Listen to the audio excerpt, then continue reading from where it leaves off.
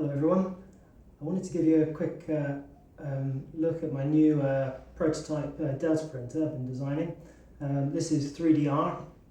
It's just the first prototype at the moment, and it's got a lot of things that I really liked about the ROS stock that I built before, and quite a few things I liked about the COSL printer, but a few of the things I wanted to change and keep more like the ROS stock.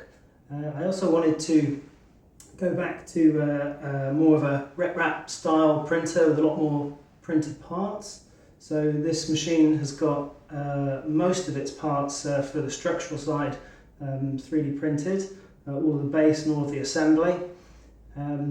The aluminium rods on the sides here, they're not actually used for the motion, so I'm still using 6mm steel bar for the motion.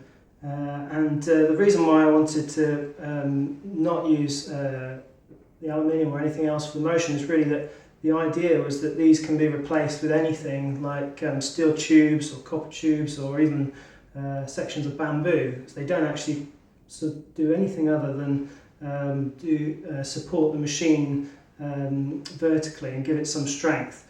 The steel rods are not quite strong enough to do that on their own, like on the ROS stock, so that uses 8mm rods. So this could be really interesting that these parts could be replaced. I'd really love to do a design with maybe some bamboo or something, just to show it can be done. So a few other things. All the electronics are up in the top. They're fully integrated. I've got the electronics sort of all built in to the top section now. The main board and the sensors for the homing positions. The motors are in the bottom, and all the wiring at the moment runs through the aluminium tube. It could run through anything else as long as it was hollow that you used. So there's no wiring on display. It's driven by Spectraline, which is really nice. On the carriages here, so it's very lightweight, very fast, and very easy to assemble and to set up. The push rods.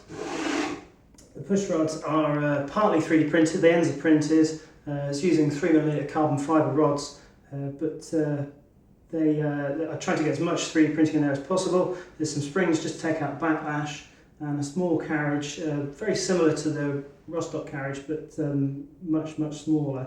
An assembly for this has got a J-head in it, but it could be any other type of hot end.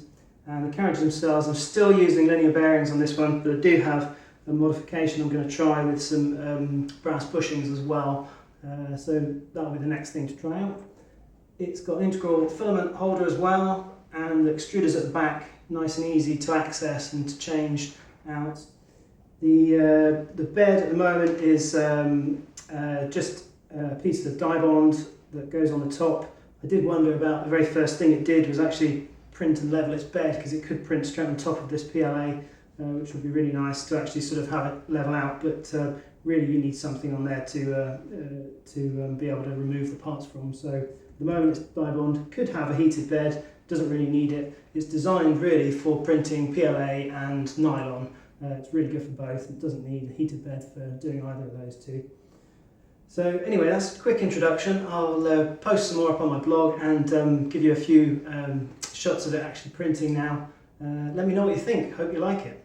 Thanks a lot. See you soon.